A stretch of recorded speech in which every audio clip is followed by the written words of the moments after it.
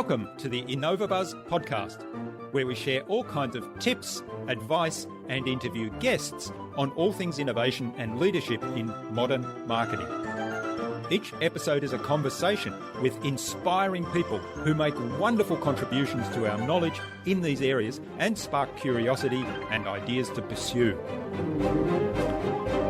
Join me, Jürgen Strauss from InnovaBuzz, and let's get into today's masterclass on this InnovaBuzz podcast.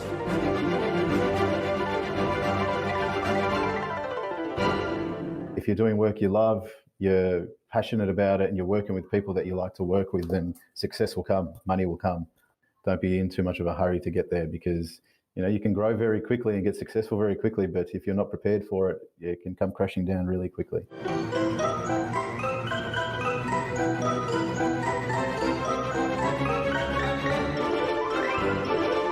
Hi there, Innovator. It's really great to be back with another episode. I hope you've had an awesome week so far. And I hope that you enjoyed my recent conversations with Prerna Malik of Content Bistro and with James Hayes of Developmental Edge. I'm really excited to have on the InnovaBuzz podcast as my guest today, Jason Soultan.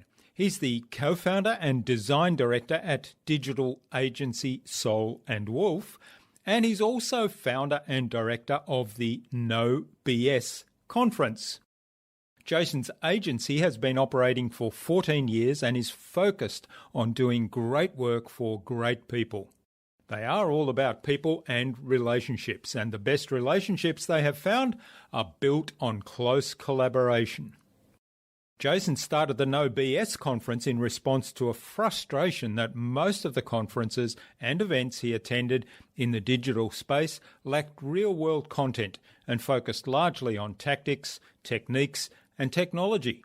The No BS conference is designed as a place where like-minded people can get together, listen to some amazing stories, and cut through, well, all the BS.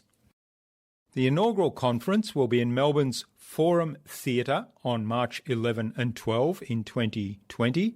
So check out the links later in the episode to find out more and to register if you're so inclined. In fact, we've fast-tracked the publication of this episode to help Jason out getting the word out about this event.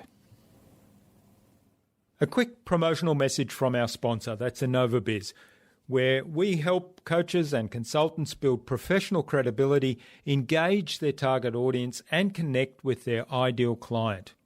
That requires absolute clarity about who your ideal clients are and how you can help them.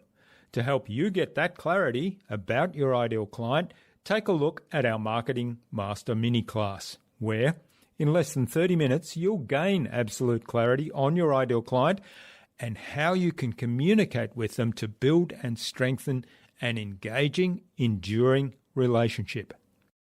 Access the Marketing Master mini class at innovabuzz.co/Marketing Master.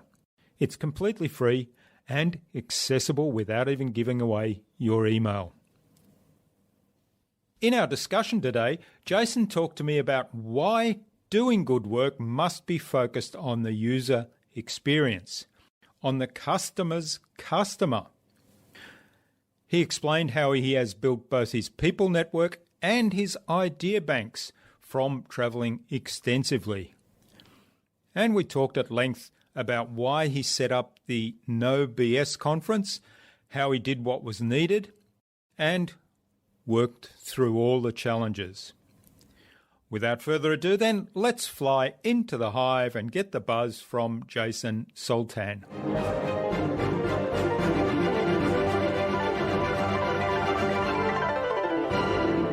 Hi, I'm your host Jürgen Strauss from InnovaBuzz, and I'm really excited to welcome to the InnovaBuzz podcast today, all the way from Melbourne, which is just up the road from me, Melbourne, Australia, Jason Soultan, who is co-founder and director at Soul & Wolf, and also founder of the No BS conference. So welcome to the podcast, Jason. It's a real privilege to have you as my guest. Thanks very much. Thanks for having me. Christina Canters, who was our guest on episode 267 of the InnovaBuzz podcast, suggested that we have a conversation with you, Jason. So a big shout out to Christina. Yeah, thanks, Christina. I was actually with her a little while ago, to be honest. We were doing a tour of our venue this afternoon. So, yeah, it's Okay. cool. Yeah, well, I'm really looking forward to digging into the No BS conference and learning a bit more about that and what's prompted that, and also talking to you perhaps a little bit more about your own specialties at Soul and Wolf, which are around design, branding, and all things strategy around design and branding. But before we get into that in a little bit more depth, give us a bit of a snapshot of your background. How did you get to where you are today, and what were some of the pivotal moments in that journey? Look, I've always been the creative type, and I think from a very young age, I think that was the direction I always wanted to go in. And yeah, I started back in the day before computers were really being used for graphic design and all those sorts of things, and before the internet was really a big thing. But I just knew from a young age that was the path I wanted to take. And straight out of school, I enrolled in a number of courses, enrolled in university, and not long after that, the multimedia and the web really took over. So my passion for that grew even more, and taught myself a lot of things, and grew with, I suppose, how the industry has. But yeah, core strength definitely being the creative and design. And when did you start the current business, Soul and Wolf? Yeah, so that's a good question. I started a very long time ago, so probably about 12 or 13 years ago. I really hit the straps and decided to work for myself. I bounced around at a couple of smaller agencies, freelancing and doing all that jazz. But I quickly found myself gaining a whole bunch of clients and a lot of work that really kept me back from almost working somewhere else. And I decided from a very young age to sort of go it alone and do it that way. I think the European heritage I have, a Greek background. A lot of people around me were self-employed. My parents were obviously both self-employed, and I almost think that was my destiny from the start. Destined to work for myself and do it that way. Yeah. And how big's the team now? So you've grown quite a bit in those 13, Yeah. 14 years, right? Yeah, it took me probably 4 or 5 years to employ my first staff member, but right now we're at 12. So we got a decent sized team. Yeah. And your clients, are they local or Australia-wide, international? Yeah, so we've got a couple of international clients, definitely Australia-wide. Being from Melbourne, obviously a lot of the larger companies that we deal with are Sydney-based, but we're all around Australia and a couple around the country. And they range from small businesses to medium and large enterprises and government bodies and not-for-profits. And yeah, so we've got a really good spread of clients, which keeps things interesting, really. Yeah. And what's different about you from other branding agencies or design agencies? Design development. Look, I think we're pretty real and honest. We have a motto at work that do good work for good people. So we almost, probably to our detriment, sometimes don't think about the financial gain too much, and we really want to do great work and work with good people. So I think that's probably it. We really try to embrace the brands. We get to know the brands. We immerse ourselves in the work that we're currently doing, and really want to work with our clients as another arm of their team or their organisation. So trying to entrench ourselves as much as possible. And what struck me looking through your website is that there is a very heavy focus on people and the relationship side of things. So you don't actually talk Definitely. a lot about strategy and tactics and details. You're really talking a lot about the value you provide, but based around the personal relationships. Yeah, I think that comes into design, and you've probably already heard about user experience and customer experience and engagement, and you've really got to become either like the client or like their users. So it really does come down to personalities and getting down to that personal level, because we can talk about techniques all we want. Unless you know the client or the target audience, you're really not going to provide the best possible service or quality of work. That's right. And you touched on something there that I'm very passionate about, is knowing your target audience. That clearly is the first step, I think, to a whole range of things, beginning with marketing and who are you marketing to and design and writing, who you're writing for, podcasting, who's your audience. Yeah.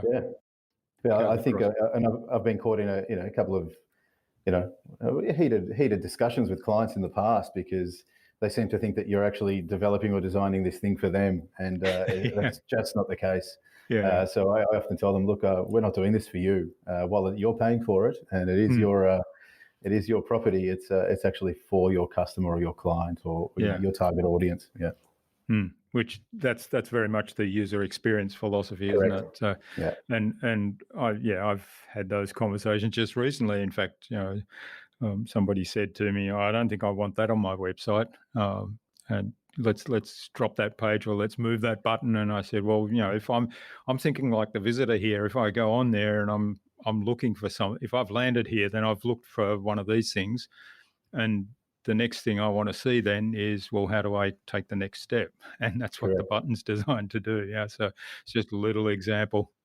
I think the clients are, so close to what they're doing that they just Mm, expect everyone else to know what that is, yeah, and it's really not the case.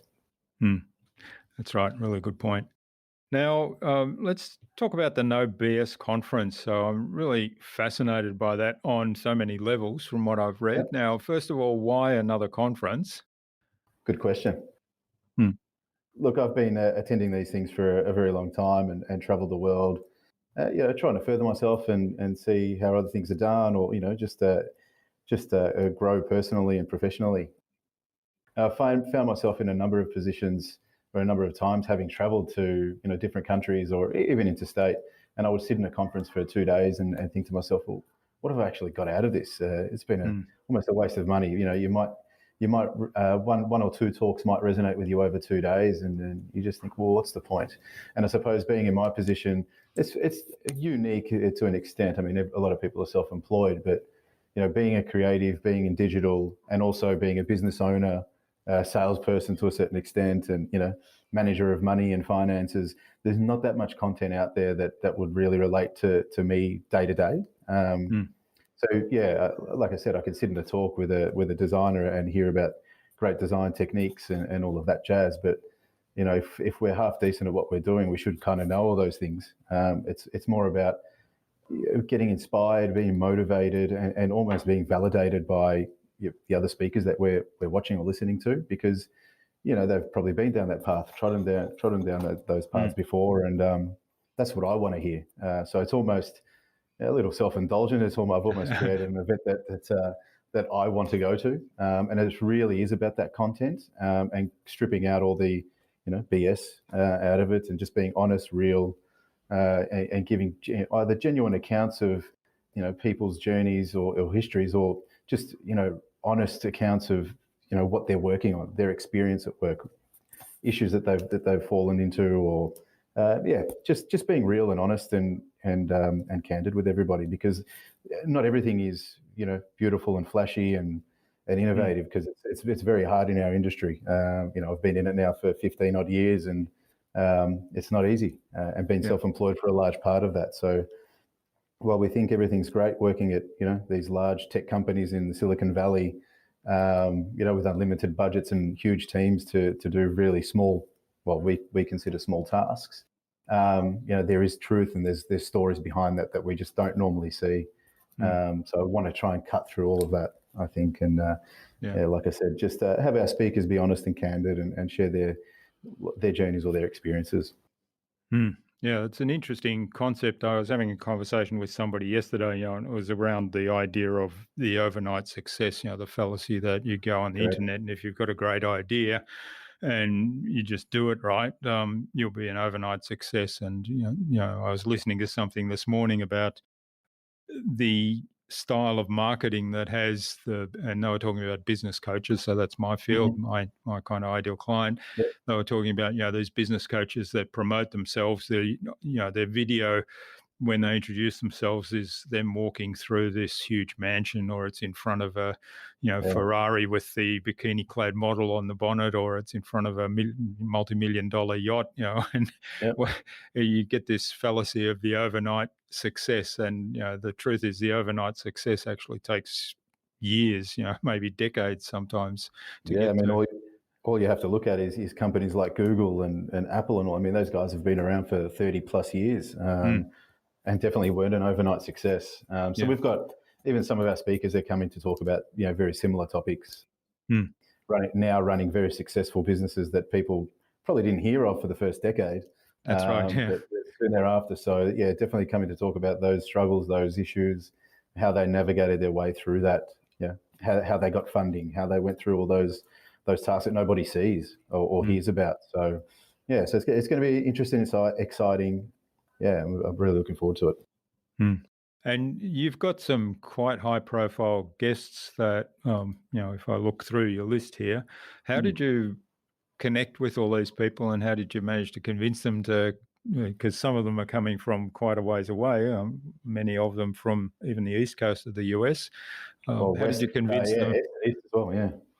How did you convince them to come to Australia for this conference, and also how did you convince them to share their stories in a really transparent and a way that makes them vulnerable? Yeah, a lot of it was obviously traveling and going to these other events that I'd seen, and being fortunate enough to be in a couple of situations where I've had some one-on-one time with these people, and I can call a number of them friends, right now. So you definitely gravitate or resonate with people that are sort of like-minded, and it's a very organic thing. And there's another 99% of the people that I probably didn't hit it off with or get along with too quickly or often or easily for that matter. But these guys have been great. Just spending some time learning about their struggles, learning about their journey. People that I would aspire to be or be in their position. They're not too dissimilar from us or myself or their journeys that they have taken. So it's definitely been 2 or 3 years in the making, and definitely built up some great relationships. On the back of that, obviously they have friends in certain places as well. So word can get around, and you find yourself, I suppose, in contact with a whole bunch of different people that believe in the idea, believe in the no BS concept, and have offered to come down. So I've been really fortunate. It's been great. Definitely, I didn't expect it. And on the back of those guys, I was approached by a number of people to come and speak. So they've definitely bought into the concept as well. So people I had no idea who they were. Well, I'd heard their names, but I didn't know them. And they've all approached me to sort of come down and speak as well. So I'm still fielding, for speakers to jump on board. So it's definitely it's a good problem to have. Yeah. Yeah. Okay. Now you touched on 3 years, I think you said, was the time that it's been kind of going in planning and organising. So I sort of dreamt up the idea about 3 years ago. I didn't tell anyone about it until about 18 months ago. I kept it really not much under wraps, but I don't think I believed I could ever do it or pull it off, to be honest. So it was an idea, and I was building a formula and concept behind it. But about 18 months ago, I told the first speaker, one of the speakers that was coming down, Matthias Correa, about it. And that was in San Francisco. And he almost pushed me from then to do it, believe in it. And he's done very similar things in the past. So, I think from that date, voiced it with my business partner as well, Marco. So, he bought into the idea fairly quickly as well. And away we went, really. I started planning, started traveling a little bit more, really thinking about what I wanted this event to be. Financially as well, we needed to support that. And that's been a big task as well, because we've predominantly bootstrapped the whole thing. So, I'm sure, as you can imagine, a first-time event, nobody really knowing what the hell we're doing or who we are. It's been tough. It's been tricky to get that financial support, sponsorship-wise, and what have you. So we've really found ourselves bootstrapping the whole thing, to be honest. Yeah.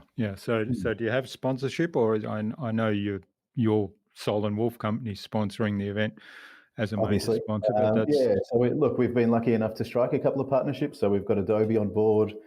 We have Nova Entertainment, who have been fantastic, and goat.com.au, which is a subsidiary of theirs. They're really spreading the word, helping us out there. We've got Smart Company as well, another agency, Luminary. So we've been lucky with a number of them, and also some friends in the industry and people who we've really relied on and almost done contra deals with. Well, we have done contra deals with them, and they're helping us as much as they can with whatever we need, whether it's printing or signage, photography, video. So we've really called on some friends as well, which is, that support's been fantastic. Yeah. A lot of in-kind stuff for Correct. services that you need. Yeah. Yeah. Okay. Now, tell us a little bit about the event itself. So it's a 2-day event. 2-day event, single track, just to keep it really focused. And like I said, it's really about the content.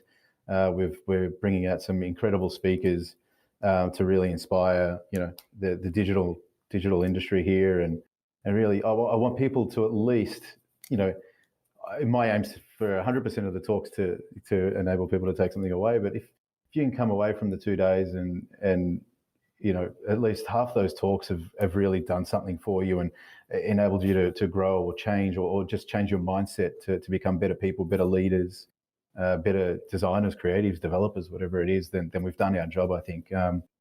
It's at the Forum Theatre, so, I mean, you can't really get much more of an inspirational venue. It's probably one of Australia's most iconic theatres, music venues.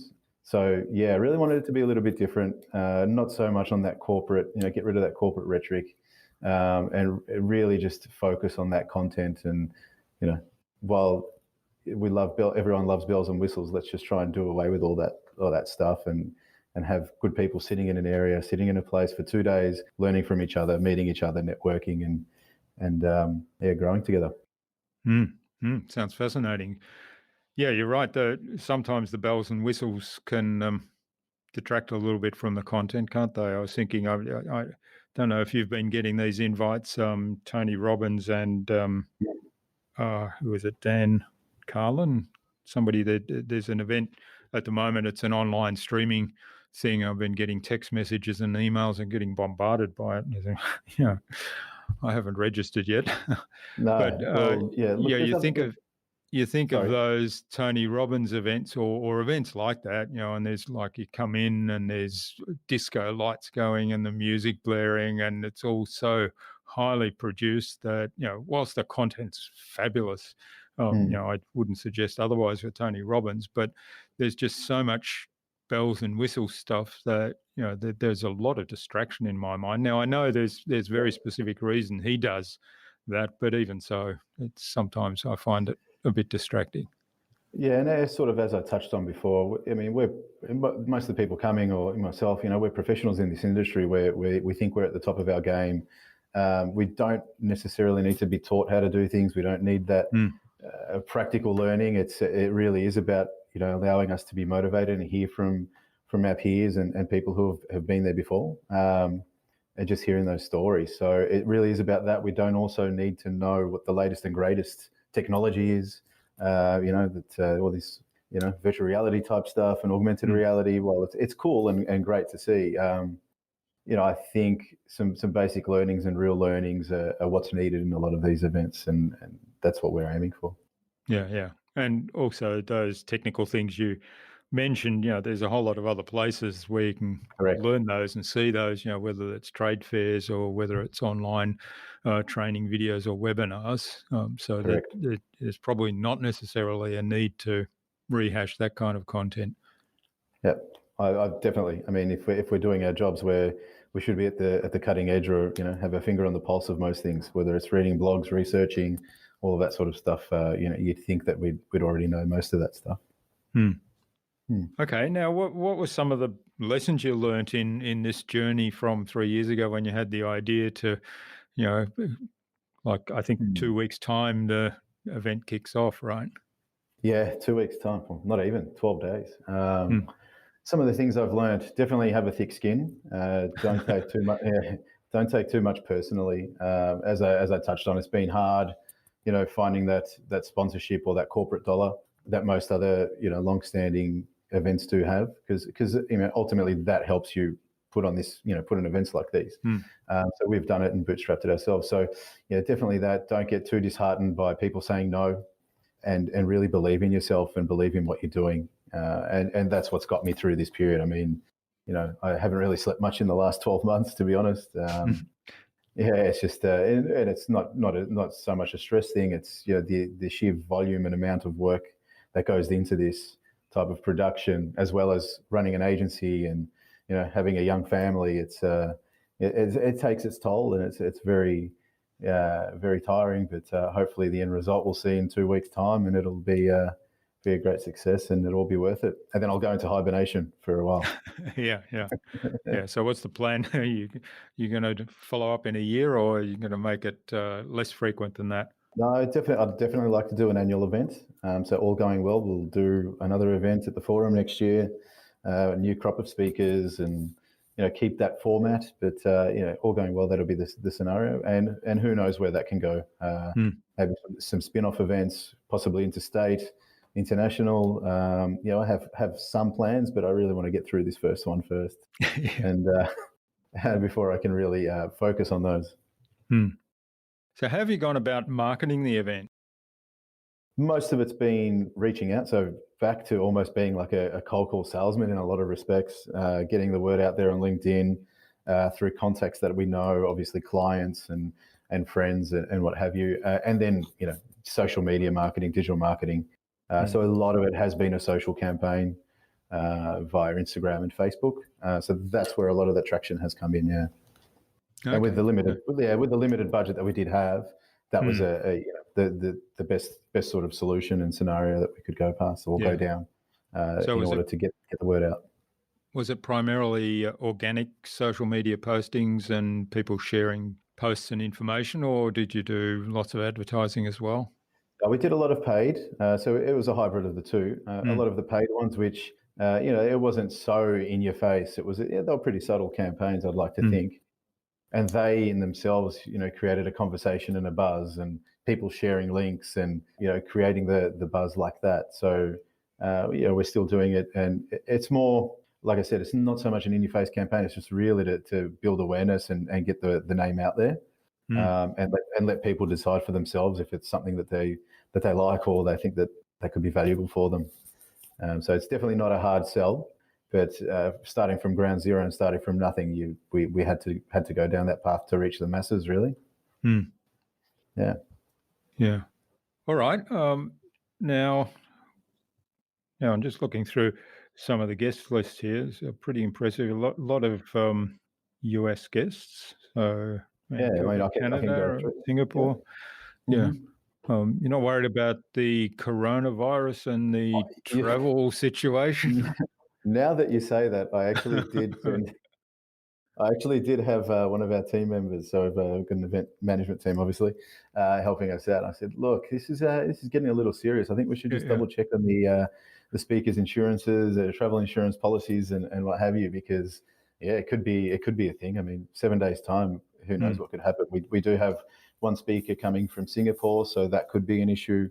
I'm hoping that majority are US based or Australian based, so they should be okay.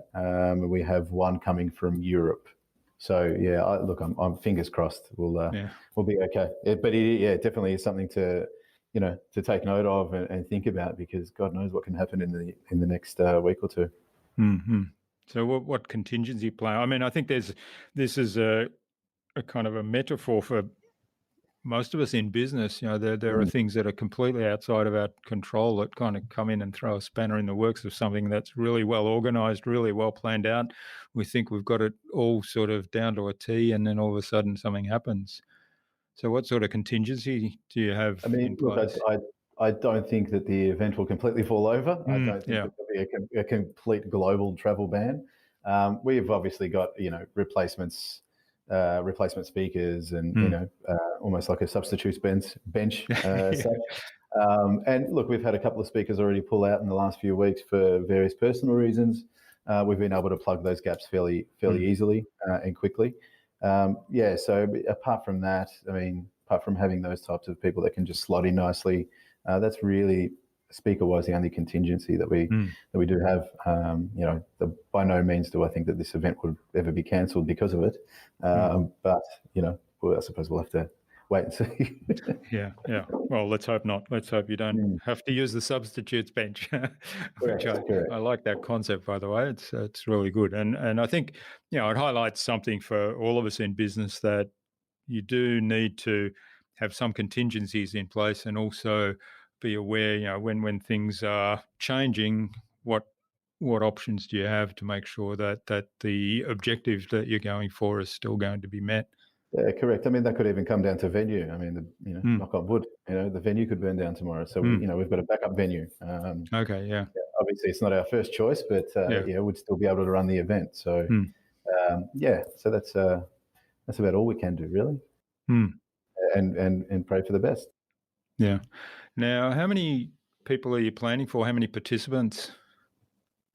We should, now depending on how final sales go in the next 2 weeks, we're aiming anywhere between that 350 to 400 mark. Mm-hmm. So that's, we're very close to that right now, which is great. So reaching our target, I suppose, of that 300 that we initially had set our goal as. So we're at around that now.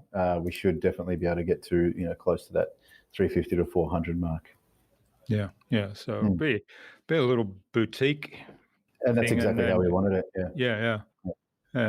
But the beauty of that is, I mean, almost possible for one person to get to know everybody that's there. Yeah, and over 2 days.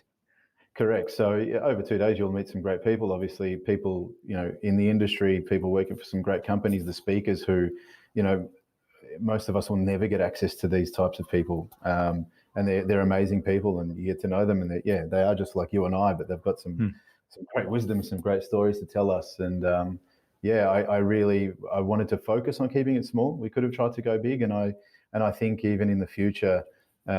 People have asked me, do you want to have like multiple stages and 2,000, 3,000 people there? And I don't think that's what we'd ever really want to do, again, because that's almost what we're trying not to do. So I'd definitely love to keep it that real boutique, creative feeling, really intimate and really focused on the content, and allowing people to get as much out of it as possible, rather than having to run from one side of a conference hall to the other to try and find the right session, or conflicting sessions. I mean, that's a painful story as well. I mean, I've no doubt you've probably been in that situation too. You've probably wanted to see 2 or 3 talks at the one time, and that's right. and Yeah. you out of it. So definitely all the want ones to that keep are it really big. interesting are on in parallel, and correct. or they're on one after the other, but at opposite ends of the venue, so that you need about 10 minutes to get from one to the other. Yeah, so we're definitely not trying to be that big, crazy event. We want it to be, like, as I mentioned, fairly boutique, and fairly intimate. I suppose is a good word for it. Yeah. Okay, well, I mean, we'll touch on it again later, but just give us a little bit of detail about the event and where people can find out about it if they're interested in looking it up and finding out more, and maybe even coming along. Yeah, so the website's nobs.events. So you can just type that into your browser. It'll come up with all the information you need. There'll be there's obviously the schedules there, and speaker descriptions, bios, synopsises of their talks. So you can get all the information there, and obviously clicking through to get some tickets on our social media accounts. So most of them, you just type in NoBS events on Instagram or Facebook, and also LinkedIn, and you'll find us there. So that's where you can find us. Most of the action is definitely on Instagram, Facebook, and LinkedIn. Mm-hmm. Yep. All right. We'll remind people again a little bit later. So this has been fabulous, Jason. I really appreciate you sharing that and giving us a little bit of an insight into what was involved in setting up this event, why you set it up, and what's different about it. Now, I think it's Thanks a good point to move on to the Buzz, which is our innovation round, and it's designed to help our audience, who are primarily innovators and leaders in their field, with some tips from your experience. So I've got 5 questions, and hopefully you'll give us some really insightful answers that'll inspire our listener to go and do something awesome today as a result. Yeah. So what's the number one thing you think anyone needs to do to be more innovative? I definitely think you've got to have an interest in or a passion. But for me, it's definitely being observant and aware of the systems, technologies around you, and knowing what's out there, and trying to better that or further that. I think is my advice there. Yeah. So look for things that could be improved. Exactly. And being observant, that's really important. lot of people go through life and don't see what's in front of their nose. Correct. A lot of people can have blinkers on and be blindsided. You definitely need to have that 360 vision and know what's around you. All right. Now, what's the best thing you've done to develop new ideas? Look, I have a big passion for travel, so I do like traveling a lot, and even in business with Soul and Wolf or what have you. Like I mentioned, we travel around, going to all these different events, trying to learn what else is out there. So definitely travel would be one of them. If I didn't travel, this event wouldn't be happening. This event. So definitely that, and definitely doing your homework and research. There's a lot to be said for researching and reading blogs and just keeping your finger on the pulse. And if you've got an idea or you've got something you want to do, try and find a niche in it. Try not to be too generic. Niches are definitely where it's at, or finding a gap in a certain market or a certain sector. Yeah, that niching is wonderful advice. I always tell people every time I sort of focus my business a little bit more narrow that it actually grows as a result, and that is so counterintuitive. So I think that niching is always really good advice. Mm-hmm. That's what we try and tell a lot of our clients. Sorry, sorry, cut you off there. So I try and tell a lot of our clients that, because we have a lot that obviously come across our desk trying to start a new business, and some just want to be fashion designers. Well, God, there's a lot of fashion out there. What's your difference? What's your niche? If you find a niche, then go for it. If not, then probably forget the idea, to be honest. Yeah. Okay. Do you have a favorite resource that you use most often? Tools wise, I mean, being a creative, I can be sort of unorganized, very ad hoc. So one thing we do use a lot, or we use exclusively at work, is Asana. So it's just a task management tool, and that helps me keep a structure, lets me keep lists, obviously, and keep organized. So for me, that's a really important tool, because I can quickly jump from one thing to the other, and the amount of tasks that I do have in a day or week or month is pretty significant. So that's definitely, Asana is an amazing tool. Yeah. Yeah, we love Asana. We use it pretty well every day to keep things on track. Now, Correct. are you when you're doing creative design drawing type work, do you still do pen and paper or pencil and paper, or are you online? Look, it depends on the task or what we need, but with the automatic reaction is to grab a pen and paper and scribble something down. Even when it comes down to UX and user experience design and stuff like that, we always sketch out whether it's web pages or what have you, an idea. So we definitely start with the pen and paper a lot of the time. All right. Now, well, you've touched on Asana as a project management tool. What's the best way to keep a project or a client on track? Communication. Constantly keeping in touch with the client. So there's nothing worse, and we've all not been victim to it, but we've all done it in our career or life, and that's basically, let's say we sign up a client and everything's great. We'll go ahead and start a project for you, and you don't get back to them until the thing's ready to launch. Well, that's a recipe for disaster there. So definitely communication, constant touch, constant updates, and managing the client's expectations is a big one too. Yeah, that's a really good advice, managing the expectations. And of course, the best way to manage the expectations is to have those constant conversations. Correct. So we're constantly updating our clients of where we're at. It could be a daily, it could be a weekly scenario, but we try and minimize that risk as much as possible, and at least minimize the surprises for them towards the end of a project. So that's what we try and do. All right, great. Now, what's the number one thing you think anyone can do to differentiate themselves? I think being real and honest, to be honest, if I can be even more honest, just being real, being yourself, telling people what you think, and try not to sugarcoat things too much, because it's very easy to get caught in a trap of thinking about the financial gain or success of a project. But at the end of the day, you want to do work that you're happy with. You want to work with people that you are happy with. And, financial almost comes as a second or third, priority. So just being real and honest with people. Yeah. Well, you mentioned earlier about, not sleeping terribly well through the last year, and I think that touches on something that I think is really important for every entrepreneur and Mm. business owner. That your own health and your own wellness is something that are really important, and often we kind of ignore some of the warning signs. And Mhm. if you're kind of not being real or trying to take on a different persona for the sake of getting new business or increasing revenue or growing the business simply, and Mm. then that definitely wears on Oh, your 100%. well-being. Yeah. Well, if you're not being yourself, you're being someone you're not, and Yeah, that's you're right. playing. You're effectively an actor. Costs a lot of energy.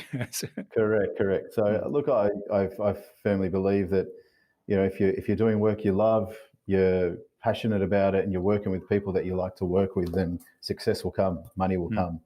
Don't be in too much of a hurry to get there, because you can grow very quickly and get successful very quickly, but if you're not prepared for it, it can come crashing down really quickly. Yeah, and we were having a conversation before about the overnight successes. I think it might have been before we started recording, but yeah, the fallacy of the overnight success, and Yeah. typically those that we see as wow, overnight successes, they've got probably 10, 15, 20 years of really hard work behind them. So Possibly a couple of nervous breakdowns or halfway to yeah, that. yeah, yeah. Yeah, Well, so yeah. look, I've got a number of friends in this position, and they now run some great companies, but they've been in that startup phase. It's taken them, a decade to get there, and the hardest thing is trying to get funding, trying to go through all that sort of all that stuff, and it's the hardest time of their life. So it really tests the person. You really Mm, have to have a strong character. I mean, this goes back to even just being in business, or in anything in life. Have a thick skin, have a will and determination, and don't give up, mm. because it's really easy to give up. Yeah, It's really that's hard right. to do. It's really hard to do the things that we do. So yeah. Mm. All right. Well, thanks, Jason. This has been really fabulous. Now, where can people find out more about you and about Soul and Wolf? And then, tell us about the event again also. Yeah, so I mean, Soul and Wolf. Obviously, you can either Google Soul and Wolf in Google, or soulandwolf.com.au. So you can go on there and find out a little bit more about what we do and who we are, and also No BS, as I touched on before, nobs.events.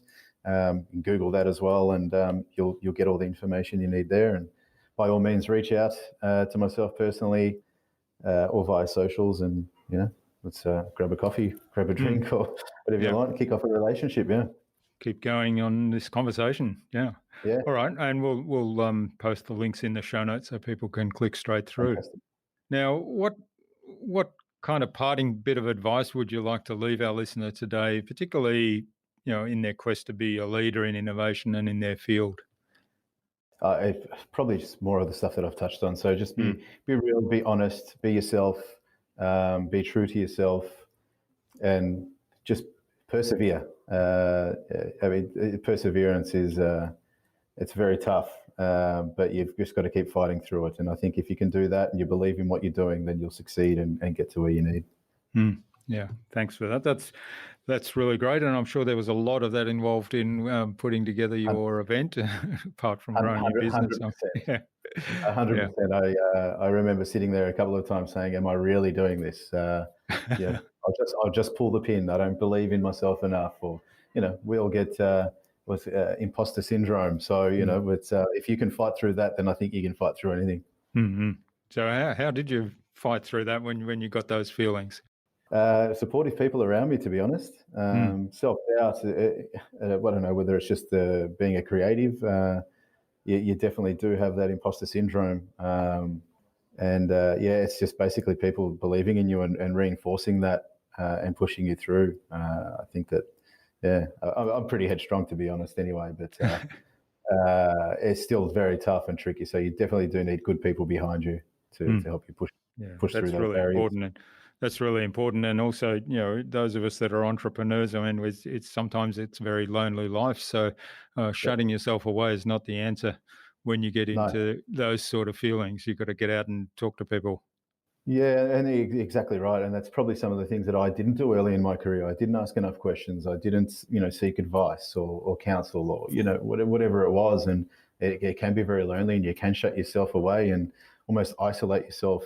And that in itself is no good, because you can't grow, you can't learn, you can't do any of those things. So definitely, talk to people, speak to people, ask those questions. That's probably another bit of advice I would say. Yeah. All right. Well, great. Thanks, Jason. Now, finally, who would you like me to chat with on a future InnovaBuzz podcast, and why? Oh, geez, that's a question I didn't think of. Can I get back to you on that? Sure. Is that okay? One does not come to my head. There's a number of them that probably would be very suitable for this, to be honest. Yeah, this is kind of my process, that perhaps analogous to what you went through in building the speaker list for your No BS event. Yeah, I mean, I could give you a couple of speakers, to be honest. Andrew Lane from Genero. So it's an Australian startup, 10-year startup. He's fantastic. He's a good friend of mine, but he's got a fantastic story to tell about their startup journey and the overnight success, as you mentioned. Another friend of mine, Mark Calabro, from a company called Automate. So they started a point-of-sale software system some 15 years ago. They now have launched a new brand called Hungry, which is technology-based, ordering it at your table. So yeah, some of these guys would be fantastic. I could give you a whole list more too. All right. Well, we'll chat offline about the bigger list, but in the meantime, we'll reach out there. Very innovative people, very smart people, and doing innovative and great things. So, Okay. Well, in the meantime, we'll reach out to Andrew and Mark and perhaps get an introduction from you as well. Sure. All right. Well, thanks so much for sharing your time and your insights with us on the InnovaBuzz podcast so generously today, Jason. I've really enjoyed this. It's been really interesting to hear, the background of the No BS event and why and how you went about building the speakers and growing that speaker cohort, and how you've gone about marketing it as well. So I wish you all the best for the event and for the future, and let's keep in touch. Thanks very much. It's been a pleasure.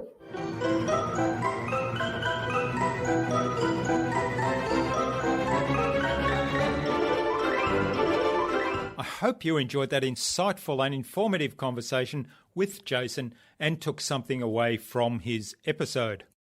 Do check the details of the No BS conference if that's something that interests you.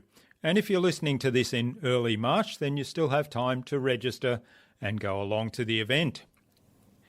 I'd love to know what you took away from Jason's episode.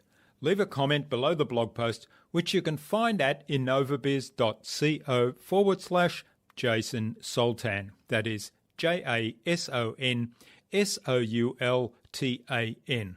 All lowercase, all one word, innovabiz.co/Jason Soultan. You'll also find contact information for getting in touch with Jason there, as well as links to the Soul and Wolf website, to the No BS conference website, and to his social media pages, as well as other resources that we spoke about in the conversation today. Jason suggested we have a conversation with Andrew Lane of Genero and with Mark Calabro of Hungry on future InnovaBuzz podcast episodes. So Andrew and Mark, keep an eye on your inboxes for an invitation from us to the InnovaBuzz podcast, courtesy of Jason Soultan. Remember to check out our Marketing Master mini class at innovabiz.co/Marketing Master. It's completely free and accessible without even giving away your email. But most importantly, it will enable you in less than 30 minutes to gain absolute clarity about who your ideal client is and how you can communicate with them to build and strengthen an engaging, enduring relationship. And if you'd like our help to go even deeper into marketing mastery, or our help with producing your very own podcast, even launching your very own podcast if you don't yet have one, then send me an email to jurgen@innovabiz.co and we can set up a quick call to have a short conversation and find out whether we're a good fit for one another.